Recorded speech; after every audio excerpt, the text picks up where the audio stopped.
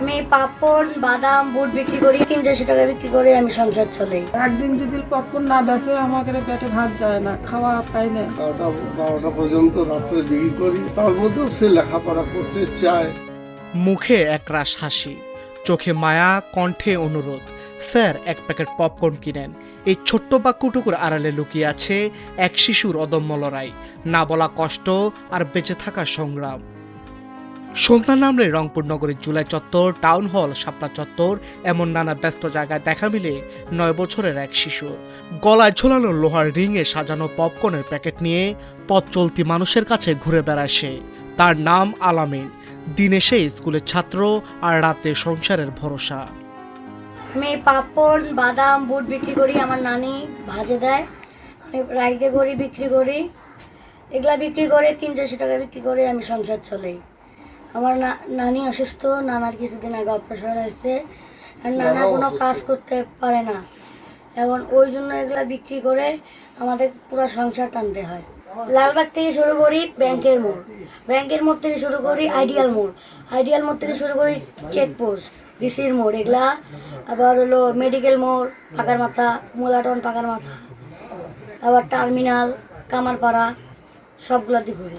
শিকল বেরি দিলাম আমি সোনা পাখির পায়, পাখি উইরা যাইতে চায়।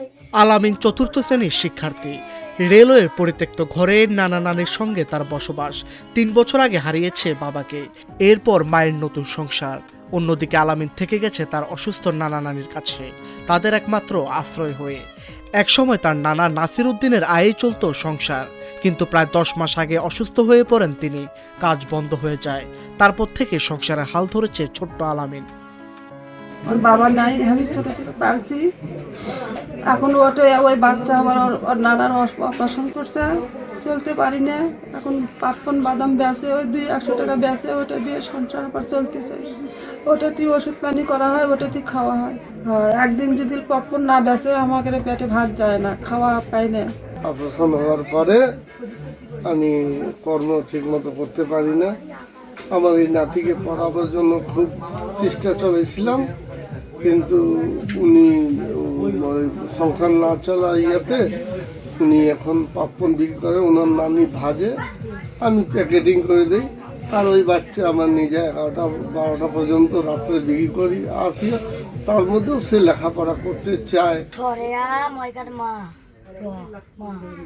পড়াশোনা করে মানুষ হতে চাই, শিক্ষিত হতে চাই, বড় স্বপ্ন আছে আমার, অনেক বড় ধরনের মানুষ হতে চাই, মানুষের মতন মানুষ হব। রংপুর রেলওয়ে স্টেশনের পাশে একটি পরিত্যক্ত ভবনে পথ শিশুদের জন্য জুম বাংলাদেশ স্কুল অবস্থিত। সেখানেই পড়ে 4র্থ শ্রেণীর আলামিন।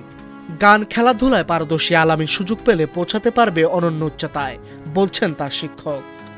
এই বাচ্চাগুলোর অনেকেই বুট বাদাম বিক্রি করে, কেউ তারা ফলমূল বিক্রি করে, তারা বিভিন্ন যে জুতার দোকানগুলো আছে, আমরা স্টেশনে কথা বলেছি, তারা স্কুল ছুটির পর জুতার দোকান, ঔষধের দোকান, মাছের দোকান, এগুলোতে কাজ করে। কিন্তু বাচ্চাদের যে আগ্রহ সেটা আসলে প্রকাশ করার মতো না। তারা নিয়মিত, আমাদের এখানে 86 জন বাচ্চা প্রতিদিন, আমাদের এখানে 70 থেকে 75টা বাচ্চা রেগুলার ক্লাস করছে। শিকল বেরি দিলাম আমি সোনা পাখির পায়। আলামিনের কথার ফাঁকে বেরিয়ে আসে জমে থাকা কষ্ট। আমার জীবনটা দুঃখে ভরা, বাবা নেই, মা অন্যত্রে, নানা নানি অসুস্থ, তবু হাসি মুখে থাকতে হয়, না হলে কেউ পপকর্ন কিনবে না। ভোলা পাখি রে আমার, মন ভোলা পাখি, কার আসমানে উড়ে আমি চাইয়া চাইয়া দেখি।